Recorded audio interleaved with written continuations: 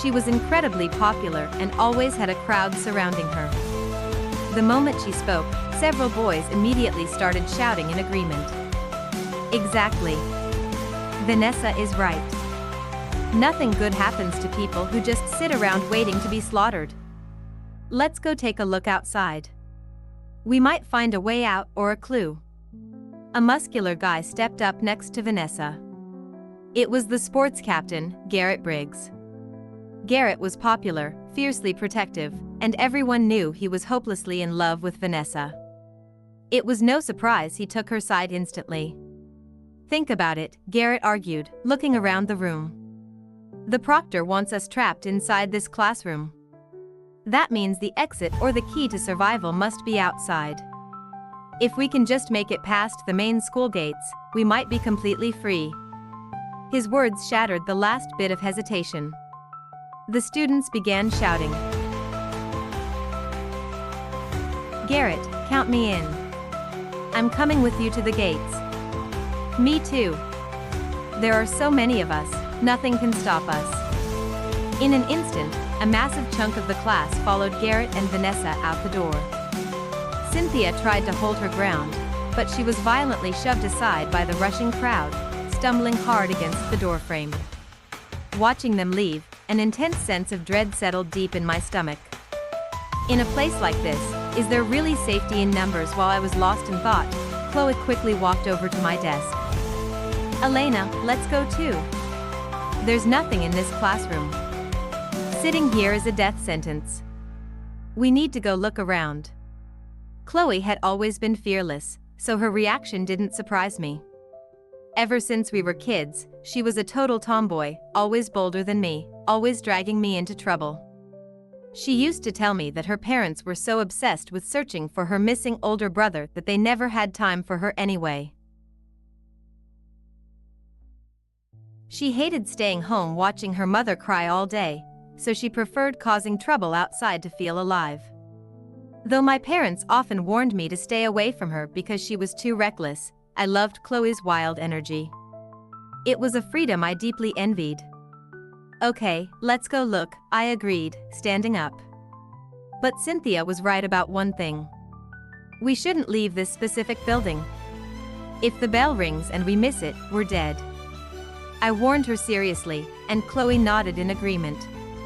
By the way, Chloe, whose name did you write in the first round? I asked in a low whisper. The proctor said she hates backstabbers. I think for the next rounds, we should all just write our own names. If everyone only gets 1 or 2 votes, no one will become the majority answer, and no one dies. Hearing my strategy, Chloe's eyes widened in surprise. Damn, Elena. I didn't know you had it in you. That's actually brilliant. But now I feel bad. I wrote Justin's name in the first round because he always cheats off people. Next round I'll definitely write my own name. I haven't lied about anything, so no one else has a reason to vote for me anyway. We walked out of the classroom together. Our class, Senior Class 1, was located on the 2nd floor of the old building. It was an old-school structure with only 3 floors, each floor dedicated to 1 grade level. Suddenly, Chloe stopped at the base of the stairs and looked up. Elena, what if we go up to the 3rd floor? If this place is truly trapped in a time loop or something supernatural, the answers must be on the 3rd floor. That's where the seniors vanished 20 years ago. She gripped my arm, her eyes shining with sudden emotion. Elena, I want to see. Maybe my brother is up there. I froze, stunned by her sudden confession. When facing the unknown, fear is natural. But sometimes, a desperate, consuming curiosity can completely override terror, driving a person straight into danger. I understood her pain completely. Even though I was terrified, a part of me desperately wanted to go up there too. Chloe and I were best friends, so I knew her older brother had been one of the 200 students who vanished 20 years ago. But I had never pressed her for details. And despite our frequent late-night talks about school ghost stories, I had never told her about my sister Nora. I was terrified of how people would look at me if they knew. I didn't want to hear people say, "Oh, so that's why you exist. Your parents only had you because your sister died. You're just a replacement." I was Elena. I was not a replacement. But right now, Chloe and I shared the exact same desperate goal. We needed to know what happened 20 years ago. If Nora hadn't disappeared, my parents would never have had me. I needed to know the secret that gave birth to my existence.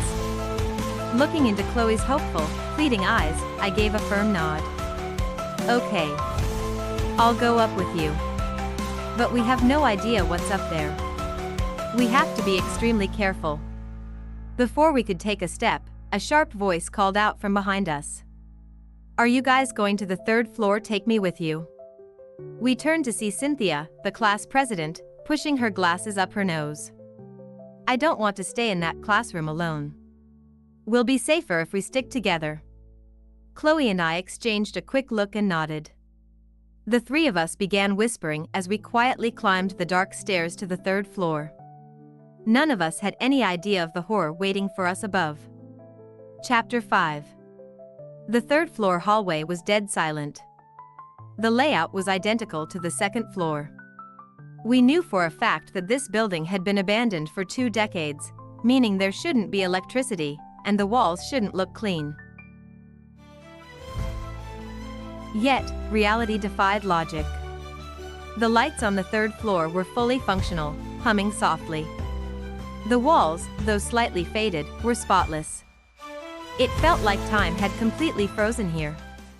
On the surface, everything looked normal. But we knew better. This ordinary appearance was the most terrifying thing about it. "Hello, is anyone there?" Chloe called out, her voice echoing loudly down the corridor. No one answered. The silence was heavy. But when we reached the first classroom window and looked inside, goosebumps erupted across my skin. Every classroom had large glass windows facing the hallway. Looking through the glass of senior class 1 from 20 years ago, we saw a room packed with students. Every single one of them had their head down, furiously writing on their exam papers. But their school uniforms were completely different from ours.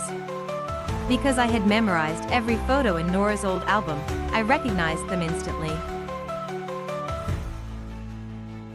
Those were the exact uniforms from 20 years ago. "Are they taking an exam right now?" Chloe whispered, her voice trembling. "This is so weird." Driven by curiosity, Chloe leaned closer to the glass, trying to see what was written on their papers. The next second, she let out a blood-curdling shriek. "Ah!" I gasped and whirled around to look where Chloe was staring.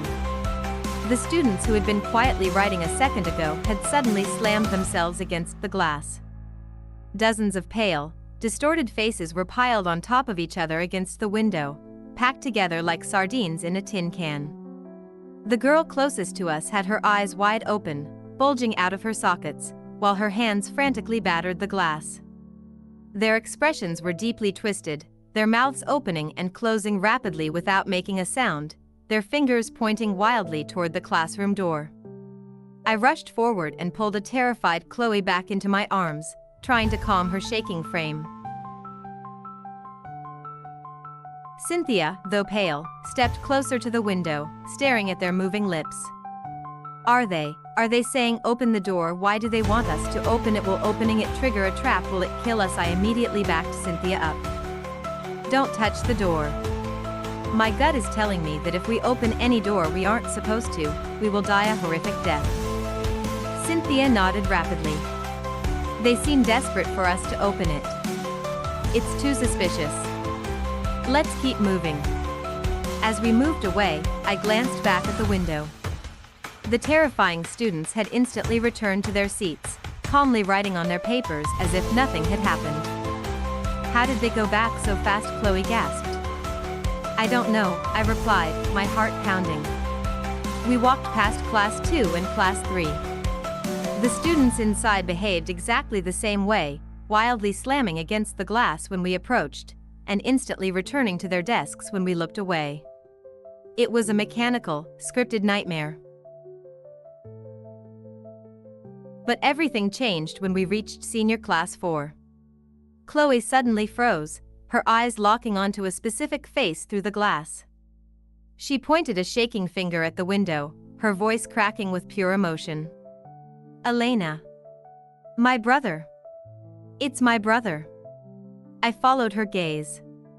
The window of class 4 was packed with pale students, but right in the center was a boy who shared 70% of Chloe's facial features. His school badge clearly read Brian Lane. But the moment Brian's eyes met mine, his pale face twisted into an expression of absolute, primal terror. I could feel it clearly, he wasn't just scared. He was terrified of me. But why Elena? I have to open the door. Chloe cried, lunging for the handle. I have to save my brother. I threw my weight into her, grabbing her arms with everything I had. Chloe, stop. What are you doing? Calm down. We don't know what's behind that door. You can't just open it blindly. Even if that's your brother, he's been missing for 20 years. There's no guarantee he's still human. If you open that door, you might kill all of us. The higher my panic surged, the colder and more calculating my mind became. I didn't dare imagine what kind of horror would unleash if that door swung open. But to my utter shock, Cynthia stepped up and grabbed the door handle. Chloe's brother is actually here, Cynthia said, pushing her glasses up, her eyes glinting with a strange resolve. Open it. Things can't possibly get any worse than they already are. She looked at us coldly. Haven't you two thought about it? The one who has been lying all along is probably the proctor. If she's the liar, then even if we play by her rules and guess a student's name, she will never let us out. We need to gamble. Let's gamble that Chloe's brother can give us a real clue or help us fight back. Even if he's a ghost, family wouldn't hurt family. Right, with a heavy click, Cynthia threw the door open. I braced myself for a horde of monsters to rush out, but nothing happened. The students remained in their seats, heads down, writing quietly. The three of us stood frozen at the entrance, staring at the eerie normality of the room. Elena, Cynthia, wait out here, Chloe whispered, her voice shaking but determined. I'm going in to talk to my brother. If anything goes wrong, run. Don't look back for me. Seeing her resolve, I knew I couldn't stop her. It was the only logical move left. Be careful, I whispered. The moment Chloe stepped across the threshold, the heavy classroom door slammed shut with a violent bang. Cynthia and I lunged for the handle, but it was locked solid. We could only watch through the glass. Chloe navigated between the rows of desks until she stopped right next to Brian. The glass was completely soundproof, cutting off all noise from the inside. But we could see everything. The moment Chloe touched Brian's shoulder, he slowly raised his head. He possessed the exact same face as Chloe. But his eyes were completely, entirely pitch black. No irises, no whites, just two void-like pools of darkness. Chapter 6. Inside the room, Chloe and her brother seemed to be talking, but Cynthia and I couldn't hear a single word through the thick glass. I scanned the room out of sheer anxiety, and my eyes locked onto a girl sitting near the front. Wait. My eyes widened as I stared at her pale face. It took me a few seconds to recognize her from Nora's old journals. Cynthia noticed my reaction and stepped closer. Elena, what are you looking at? My heart skipped a beat, but I quickly forced my expression to remain neutral. I kept my discovery to myself and quickly changed the subject. Cynthia, look at their test papers. The question on their desks is, who is the extra person? Their question is completely different from ours. Cynthia leaned in closer to verify my words. While she was distracted, I began counting the rows and seats in the room, cross-referencing it with the diary entries burned into my memory. No. Something is completely wrong. Before I could process the terrifying discrepancy, the classroom door suddenly clicked and swung open. Chloe stumbled out into the hallway. The moment she cleared the doorway, she collapsed to her knees, sobbing violently as she curled into a ball. I immediately knelt beside her, wrapping my arms around her shaking shoulders. "Chloe, what's wrong? What happened?" But Chloe just kept crying, refusing to speak. I reached out to pat her back, but she flinched violently, pulling away from my touch. "Chloe, what did your brother tell you? Did he give you a clue?" Before I could press her further about what Brian had said, the loud, booming school bell echoed through the hallways. "Oh no! The next exam is starting." Cynthia panicked. "We have to run." The three of us bolted down the stairs, sprinting back to the second floor. When we burst into our classroom, more than half the seats were empty. Vanessa, Garrett, and the rest of the group hadn't returned yet. The terrifying proctor was already standing at the podium. She watched the three of us panting at the door, an amused glint in her eyes. "Oh, looks like some people are running late." She let out a soft, chilling laugh. "And it seems someone has already stumbled upon my little secret. But, little lamb, make sure you don't get tricked." I was struggling to catch my breath, but the moment she said those words, my head snapped up. The proctor was staring directly at me again.